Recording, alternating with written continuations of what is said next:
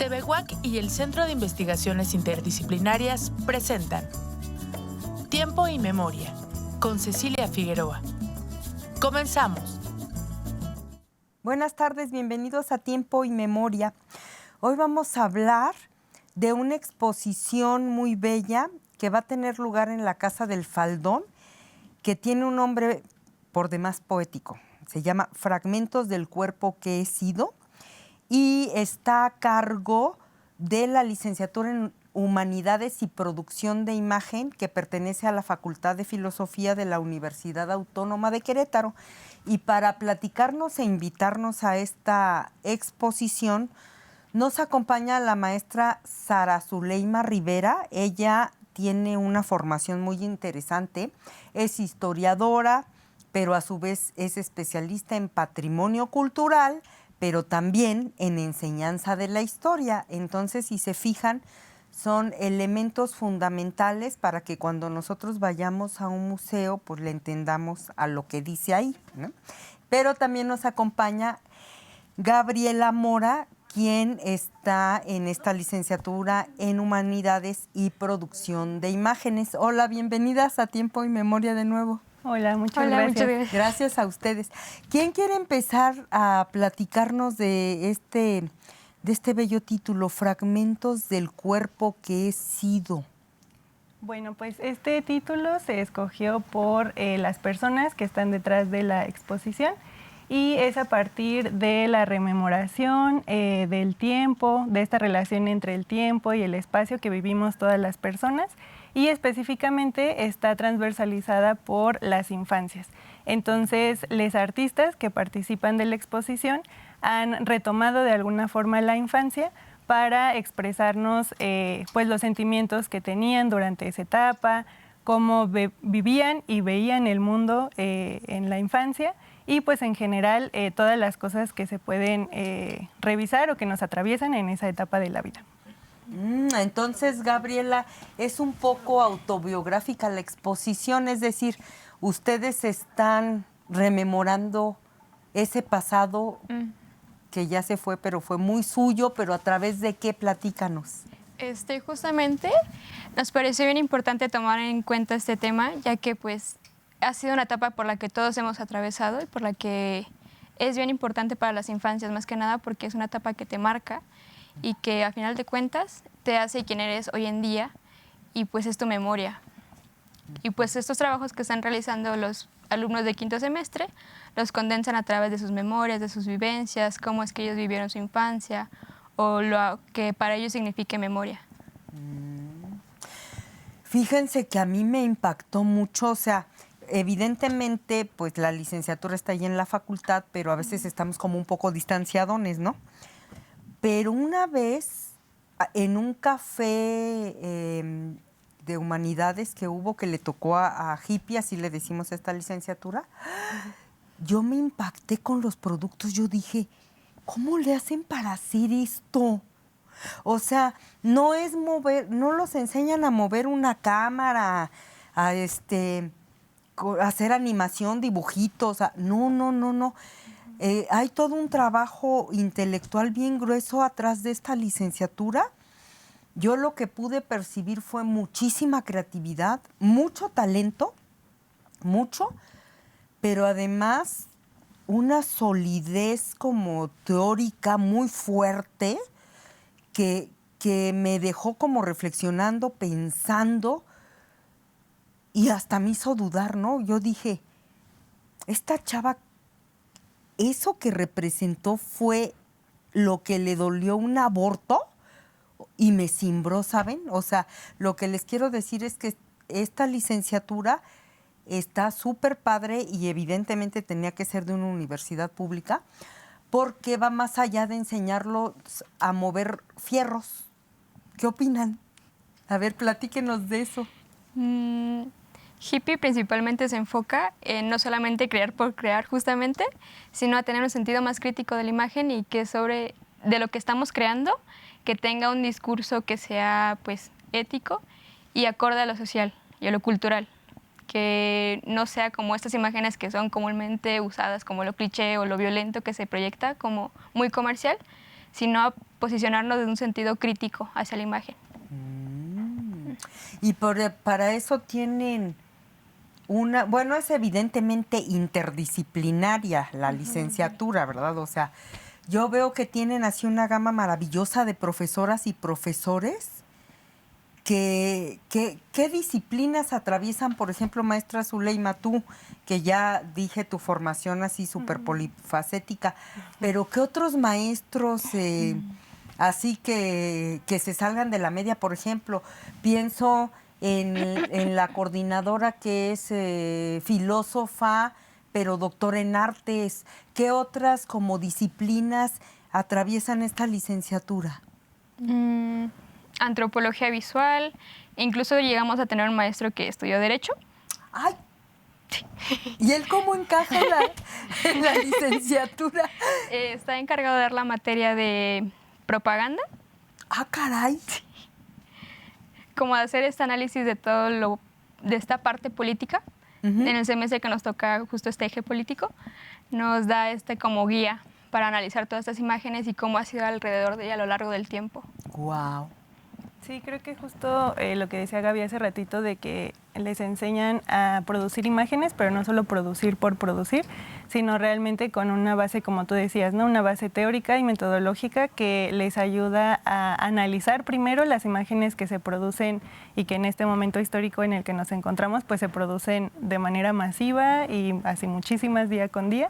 Entonces, pues tener también esa sensibilidad para analizarlas, para tener una postura crítica frente a ellas y entonces que cuando se produzcan imágenes, pues tengan todo este bagaje detrás, ¿no? O sea, como ya lo decías, desde perspectivas filosóficas, antropológicas, sociológicas, históricas, de cómo, para qué y con qué fines se producen las imágenes. Entonces, justo creo que esta exposición sí es una exposición de arte visual, pero pues detrás están estas problemáticas sociales, ¿no? Cuando estaban haciendo la parte del marco teórico de la exposición, pues revisaban cómo históricamente se ha marginado a la infancia desde esta perspectiva adultocentrista y entonces retomar las imágenes desde esa perspectiva, pues como decía, no solo exhibir una obra de arte, sino que realmente tiene de trasfondo estos problemas socialmente relevantes, ¿no? Que nos atraviesan a todas las personas. Diría la doctora Claudia Morales con Hannah Arendt, o sea, ustedes están en una acción política, conscientemente saben que producir imágenes es una acción política y es una responsabilidad muy fuerte, ¿no? Por todo lo que puede implicar, por lo que decía la maestra Zuleima. Pero además, fíjate, Zuleima, tú y yo que compartimos que somos historiadoras, basta con ver ahí en Google niños del siglo XIX, es más, de la primera mitad del XX, es más, mis papás todavía. Eran como unos enanillos así, todos serios, como que tenían prohibido reírse y salían en las fotos de estudio así, ¿no? Con pañal, pero con sus pantaloncitos como desastre y como unos trajecillos de adultos, ¿verdad? Sí. Y, por ejemplo, no tenían ni derecho a recámara, nada. Eran como unos entes ahí, como unos fantasmillas sin derechos. De hecho, Montesquieu tiene un ensayo bien interesante donde plantea que los bebés tienen derecho a tener una recámara. O sea, fíjense qué grueso, ¿no? Sí, y vemos también cómo pues esas limitantes hacia los derechos ha sido una constante, ¿no? Ha sido pues sí, que se ha repetido y que tal vez ahora pues nos hemos replanteado muchas cosas de cómo nos dirigimos y cómo nos relacionamos con las infancias, pero que aún así, justo a través de este estudio que se hacía, pues exploramos que aún en la actualidad se piensa que las infancias pues no importa tanto lo que dicen porque no están completamente desarrollados o no son capaces de tomar decisiones o las otras personas deberían decidir por ellas. Entonces creo que toda esta problemática es algo necesario que se visibilice y pues a través del arte nos parece que puede ser de una forma muy inmersiva y sobre todo que realmente puede crear conciencia sobre esos problemas que aún tenemos, ¿no? Y que sí debemos de repensar y debemos cuestionarnos. Y además, ¿saben qué? Tener como la humildad de saber que los niños tienen una parte sabia que nosotros ya no, porque nos la robaron, ¿no? Nos robaron no solo la inocencia, sino esa sabiduría como innata. Y bueno, ahorita me viene a la mente, ahorita con lo que tú dijiste, un día que un niño vecino de otro fraccionamiento con el que colindamos, salió a su patio y yo lo escuché diciéndole a una señora de al lado, que seguro tampoco conocía, señora, no esté maltratando a su perro, la voy a denunciar, pero enojado. Yo dije, qué hermoso niño, ¿por qué no los escuchamos? ¿Verdad? Sí, o sea, no hay esa escucha, no hay esa empatía, ¿no? Entonces pareciera que a pesar de, como decía Gaby, que en la infancia es un momento en el que nos marca mucho para todo nuestro desarrollo personal, pues casi siempre se nos calla, ¿no? O no se nos da esa visibilidad. Incluso en la época de nuestros papás, si ustedes les preguntan, yo espero que ustedes ya no hayan sufrido eso, que te decían, tú te callas y te vas, porque esta conversación es de adultos y tú no tienes derecho a hablar, ¿verdad? Qué fuerte, ¿no? Que nos decían de que cuando un adulto habla, tú tienes que guardar silencio. No puedes opinar. Sí. Y menos contradecirlo. ¿A ti todavía te tocó eso, Gaby? Sí. Ok. Sí, por eso decía que son problemas que han tenido una continuidad a lo largo de la historia, ¿no? O sea, que sí hay derechos ya escritos, ¿no? Hay investigaciones, hay pues también parte de la pedagogía dedicada a eso, pero eso no nos ha asegurado que siga siendo un sector que a final de cuentas se margina, ¿no? De muchas, pues sí, de muchas cosas, de muchas experiencias. Igual que los adultos mayores, ¿verdad? Son como sectores de edades como invisibilizados, marginados, maltratados, humillados, ¿podríamos decir todo eso? Sí. Y a ver, ¿qué podemos ver dentro de esta acción política o de esta intencionalidad política que está en fragmentos del cuerpo que fui, obviamente sin que vengan a adelantarnos muchísimo porque tienen que dejarnos como la espina para ir a ver la exposición, pero como qué vamos a ver, cómo se reflejan esas infancias, platíquenos. Bueno, como decíamos, hay sobre todo producción visual y audiovisual. Entonces, los artistas han tomado este eje transversal y han hecho pues diferentes representaciones. Muchas son autorretratos, pero también han representado figuras emblemáticas, por ejemplo, Mayagüel, pero en su infancia. También espacios donde crecieron, sí hay como elementos de sujetos, de personas, pero también elementos ambientales y por otro lado también se han hecho cortos. Están trabajando en 2 materias, entonces eso es lo que vamos a ver, sobre todo producción visual y audiovisual, pero también hay algunos objetos, por ejemplo, que se utilizaron en estos cortos y el grupo de 7º semestre ha preparado algunas actividades educativas que también nos van a poder hacer, pues sí, como tener esta inmersión en la exposición. Entonces, no sé si te gustaría platicar un poco de las actividades, por ejemplo, que va a haber. Sí. Pues se va a tratar más que nada de hacer este retorno a la infancia, que tú puedes llegar a la exposición y llegues y veas que hay una, por ejemplo, ¿no?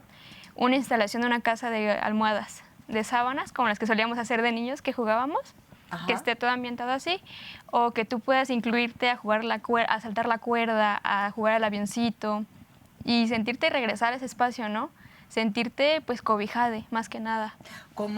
A ver, estas sábanas de las que hablas y almohadas, ¿son cuando jugábamos a la casita? A la casita o a que íbamos a acampar y que metíamos galletas y que así, y una lámpara y eso. Sí, sí, sí. Ok.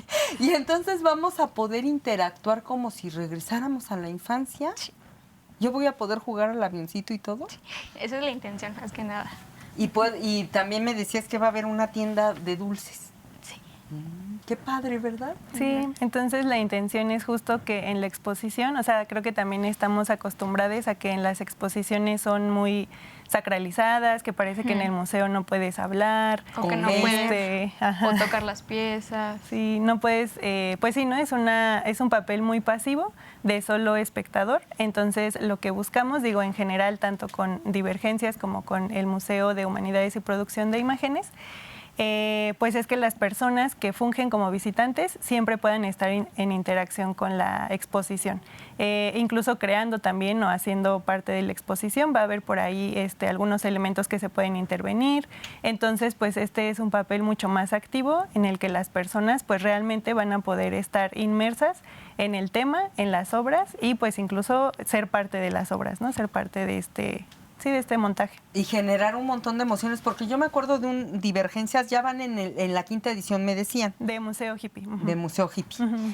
Yo me acuerdo que en una edición de Museo Hippie sí estuvo bien fuerte, uh-huh, porque metías como las manos como en unos guantes, me acuerdo, uh-huh, y no sabías qué era y te decían, tócalo, y tú decías, no, ¿qué tal que es un animal, no? Sí. Y lo tocabas y no sabías qué era y eso te genera un buen de estrés, ¿no? Uh-huh. Y eran como semillas, me acuerdo, sí, y luego te metías como a unos tubos y bueno, no sé, ya no quiero, yo no me atreví a meterme a los tubos porque me daba un buen de miedo, pero va a ser algo así, ¿no? O sea, como inmersión total y para generar emociones. Sí, esa vez se hizo más relacionado, por ejemplo, el teatro sensorial, era ese tubo del que hablas, y representaba al vientre materno y estas otras texturas, justo era para pues crear curiosidad y que pudieras tocar algo súper suavecito que te relajara o también algo más rugoso, cosas así. Y eso también hace alusión a las diferentes imágenes que existen, que creo que también es algo que se trabaja constantemente en la licenciatura, que cuando pensamos en imágenes casi siempre pensamos en imágenes visuales, pero pues que existe una diversidad, ¿no? Entonces justo las imágenes mentales que te puedes ir creando a partir de tocar algo, las imágenes sonoras, ¿no? Entonces en esa ocasión se intentó jugar con todas este tipo de imágenes. Acá vamos a tener elementos inmersivos, pero no tan inmersivos como aquella vez. Qué bueno, porque sí me dio miedo. Oigan, y quería preguntarles, ¿por qué Mayahuel, los televidentes recordarán que Mayahuel es la diosa que creó, o la diosa del maguey, como no la vamos a amar, ¿verdad? Nos da el pulque. Uh-huh. Pero su historia es terrible, porque el mito dice que ella se vino con un dios acá a la tierra, porque ella vivía allá en la ciudad de los dioses, con su abuela y sus 800 hermanas, y entonces como que se escapa a vivir acá a la tierra con un dios, y están muy contentos viviendo en un árbol, pero la abuela se enfurece y manda a las hermanas y les dicen, maten a Mayahuel, porque se fue con un hombre, pero mátenla y destácenla y háganla así, carnitas, y me la traen hecha carnitas.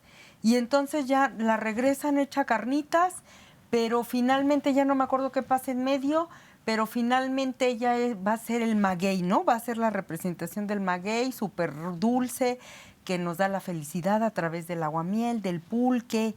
Pero la historia está bien fea. ¿Por qué Mayahuel?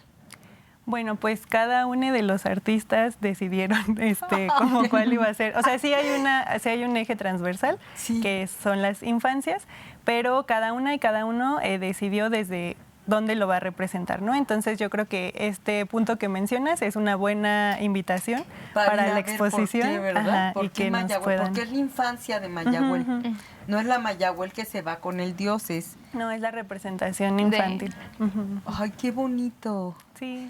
Y platíquenos de esta parte de la importancia de la curaduría y la museografía. Bueno, primero, por favor, díganos, ¿es lo mismo curar una obra que hacer como la parte museográfica?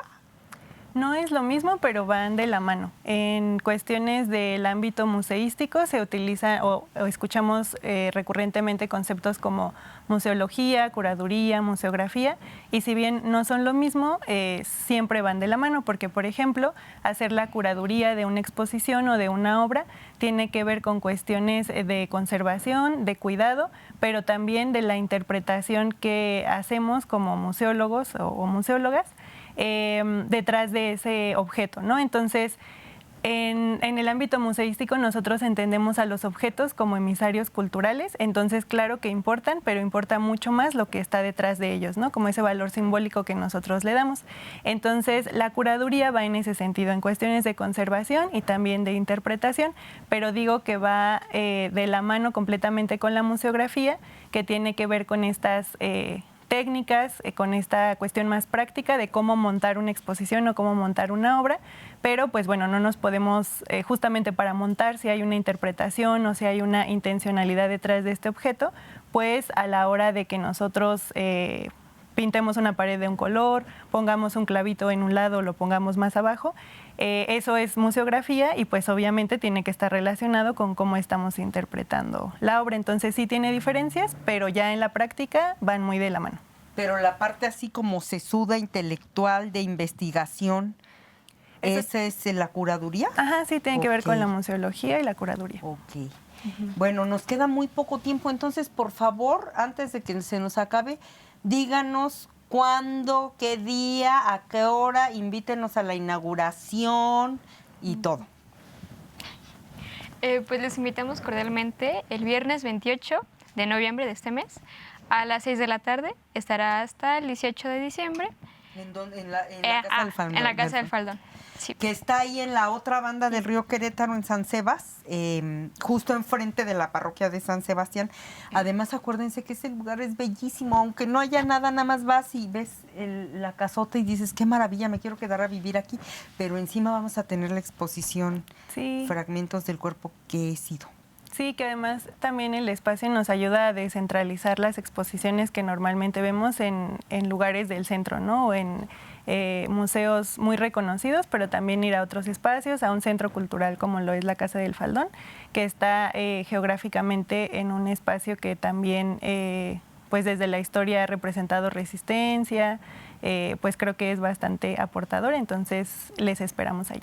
Sí, está bien padre porque quizá los televidentes no lo sepan, maestra Zuleima, pero San Sebas se creó como una congregación de indios, pero como había obrajes, entonces también llegaron los afrodescendientes, tanto libres como esclavos. Entonces, como tú dices, ha sido un espacio de resistencia, porque por eso es la otra banda del río Querétaro. Ahí es de donde somos la banda, ¿verdad? Sí. Literalmente. La élite vive del río para allá. Pero la banda vivimos del río para acá. Entonces es importante eso que dices de la descentralización. Sí. Y ya para concluir les quiero también decir algo, preguntar algo.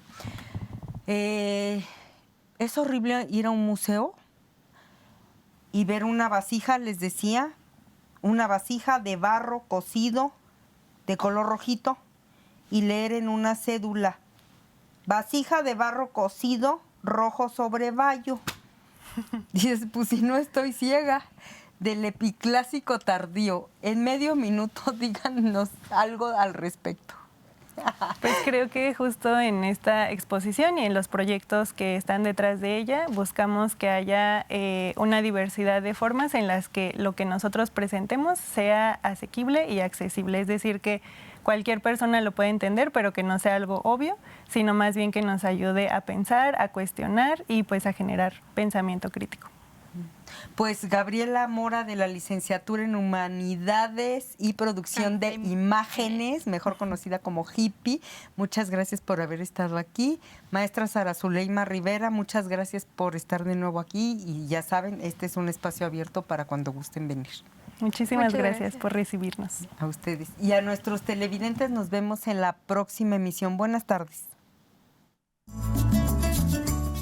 TV UAC y el Centro de Investigaciones Interdisciplinarias presentaron Tiempo y Memoria, con Cecilia Figueroa.